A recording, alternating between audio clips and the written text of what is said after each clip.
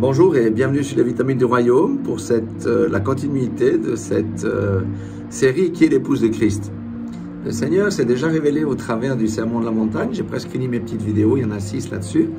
Et nous allons voir aussi que le Seigneur révèle son épouse au travers de 7 femmes absolument incroyables. La première, c'est la reine Esther. La deuxième, c'est Ruth la Moabite. La troisième, c'est Rahab la prostituée. Oui, c'est une épouse de Christ. Hein? Rahab la prostituée.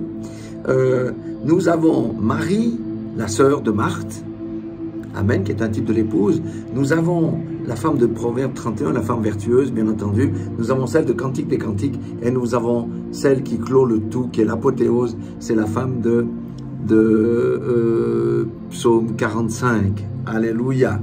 Mais le Seigneur me demande aussi de prêcher sur le sel de la terre et la lumière du monde, parce que l'épouse est aussi le sel de la terre et la lumière du monde. Maintenant, je vais lire dans cette version, hein, c'est la Bible des racines hébraïques, que je trouve vraiment très bien, parce qu'il y a des choses historiques qui procèdent vraiment de la culture juive que nous connaissons mal.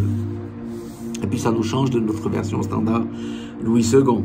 Matthieu 5,13 déclare ceci: « Vous êtes le sel de la terre, si le sel devient dessalé, avec quoi le salera-t-on? Il ne sert plus à rien, si ce n'est à être jeté dehors et à être piétiné par les hommes. » Alléluia. Bon, nous savons que le sel, c'était pour rehausser le goût, mais c'était aussi pour purifier les plaies et toutes ces choses. Alors, pour bien comprendre de quoi il s'agit, on doit comprendre quelque chose à propos du sel. Quel était l'usage du sel dans la Palestine du 1er siècle? Parce que Jésus est quelqu'un de pragmatique et il parlait des choses que les gens connaissaient. Alors, dans cette période-là, on servait un sel, on va dire, mal purifié, qui contenait une proportion de cristaux analogue à leur aspect au chlorure de sodium, aux cristaux de sodium, au chlorure de sodium, mais qui n'en possédait pas les qualités. Et lorsque ce sel-là était en contact avec l'humidité, il perdait sa saveur. Pourquoi? Parce que les cristaux de chlorure de sodium fondaient et il ne restait plus que des cristaux qui n'étaient pas capables d'apporter l'assaisonnement. Donc le sel avait réellement, comment dire ça, perdu sa saveur. Maintenant, à qui s'adresse ce message de Jésus-Christ? Un message simple, hein? Il s'adresse à des croyants, à ceux qui ont véritablement connu Dieu et que Dieu connaît. C'est à la fois un encouragement, mais aussi un avertissement solide. Alléluia. Oui, voilà. Alors, qu'est-ce que le Seigneur a voulu dire? Parce que nous savons que les paraboles, il y a toujours un sens caché. Eh bien, pour connaître ça, comme j'ai expliqué brièvement aussi au niveau du sel, eh bien, qu'est-ce que le chlorure de sodium? Le chlorure de sodium nous présente le Saint-Esprit. Et quand le Saint-Esprit n'est plus dans la vie d'un croyant, restent les éléments de la chair, les cristaux qui n'ont pas de valeur. Alléluia. Et la personne, ce croyant-là, perd sa saveur. Et qu'est-ce que signifie l'humilité? C'est la compromission avec le monde. Le monde est entré dans la vie du croyant.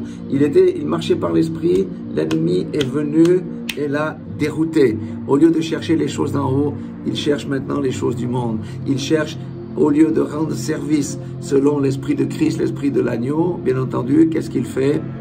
Il veut glorifier sa chair. Alléluia. Et croyez-moi, beaucoup ont pris ce chemin de traverse, mais l'exhortation ici a pour but de les ramener.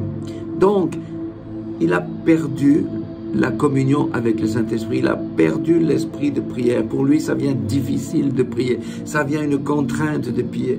Méditer jamais le temps à cause des autres activités. Vous voyez, toutes ces choses-là. Elle a perdu cette personne, le Saint-Esprit. Eh bien, peut-être qu'il reste le parler en langue. Peut-être qu'il va rester l'extérieur parce qu'il va à l'église, cette personne. Mais il est vide. Cette personne est vide.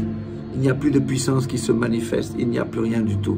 Il ressemble à un tombeau blanchi que dont Jésus avait qualifié les pharisiens. Vous savez pourquoi? Parce que les tombeaux blanchis sont très beaux dans le lointain et de l'extérieur, mais quand on passe devant eux, il n'y a pas de vie dans un tombeau blanchi, il n'y a que des ossements, voire des corps en décomposition à l'époque, hein, en tous les cas qui sentaient.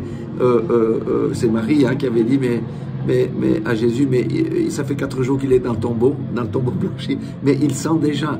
Alléluia. Donc, vous voyez, ce croyant-là devient un inutile dans le royaume. il ne peut plus être utile au Seigneur parce qu'il n'est plus en communion avec le Saint-Esprit. Et quand on n'est pas en communion avec le Saint-Esprit, on ne peut plus faire la volonté de Dieu. Et quand on ne fait plus la volonté de Dieu, nous sommes hors du sarment qui nous amène la sève. Et le Seigneur dit qu'à un moment donné, le vigneron va venir le couper avec le sécateur, le jeter dans le feu et on le brûle parce qu'il devient inutile. Vous voyez, c'est un avertissement sérieux. Donc, c'est ça. Donc, et ce croyant-là, qui avait exhalé quelque chose, un parfum merveilleux, eh bien, il avait la puissance de Dieu avec lui, il avait la sagesse du Saint-Esprit. Aujourd'hui, il peut être piétiné par les hommes parce qu'il a perdu toute sa crédibilité.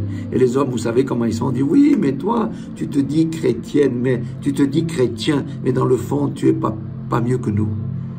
Tu as le moindre des problèmes, tu cours chez le médecin, tu as le moindre des problèmes, tu cherches à résoudre par toi-même tes problèmes comme nous, on le fait. Et c'est comme ça que ces croyants rétrogrades, eh bien, sont piétinés par le monde parce qu'ils ont perdu toute crédibilité et même ils donnent une mauvaise image du royaume à l'extérieur. Mais notre Dieu est bon. Si quelqu'un se trouve dans cette situation, dans ce cas de figure, le Seigneur dit, mon fils prodigue, ma fille prodigue, reviens dans la maison de ton Père. Humilie-toi, repens-toi et reviens dans la maison de ton Père. Et je te redonnerai, le Saint-Esprit va revenir dans ta vie. Tu auras de nouveau les cristaux de chlorure de sodium qui vont te permettre d'assaisonner le monde. Oui, de relever celui qui est tombé, de fortifier celui qui est faible, de restaurer l'âme abattue, de guérir les malades et de toutes ces choses. N'est-ce pas ce que nous voulons tous? Et pour les autres, c'est un sérieux avertissement. N'écoutez pas la voix du diable qui essaye de vous éloigner du Saint-Esprit, qui vous essaye de vous éloigner, de rechercher les choses d'en haut et tout le reste vous sera donné par-dessus, qui cherche à éloigner celui-là en lui disant, mais cherche ta propre volonté, fais ta propre volonté. Oui, fais ta propre volonté.